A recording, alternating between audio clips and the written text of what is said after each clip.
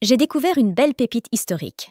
Un article publié dans un quotidien américain de Portland, dans l'État de l'Oregon, le 1er septembre 1919, en page 7. Son titre ? Robe. Mais ce qui le rend encore plus fascinant, c'est son auteur. Anne Rittenhouse, surnommée la Légende, une pionnière du journalisme de mode.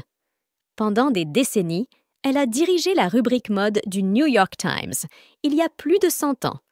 Son article met en lumière Paul Poiret, surnommé le roi de la mode, un créateur révolutionnaire qui a bouleversé les codes vestimentaires de son époque. Alors, on peut lire. Paul Poiret est le seul couturier à avoir basé sa collection saisonnière sur une inspiration marocaine.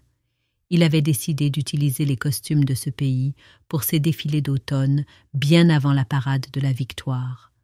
Des stocks de broderie marocaine pour la décoration intérieure sont déjà disponibles, des galons sublimes et des tresses colorées, et il existe des couvertures de magazines en cuir blanc marocain, ornées de symboles arabesques, des abat-jours, des bijoux, des bracelets et des babouches qui trouvent leur origine au Maroc. Il est assez curieux que Paul Poiret ait pressenti cette future mode parisienne et l'enthousiasme que ces hommes pittoresques des cafés du désert susciteraient à Paris.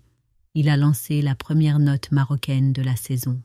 Un article signé La Légende sur le roi de la mode et l'influence marocaine. Quelle belle équation! J'attends vos commentaires et à la prochaine.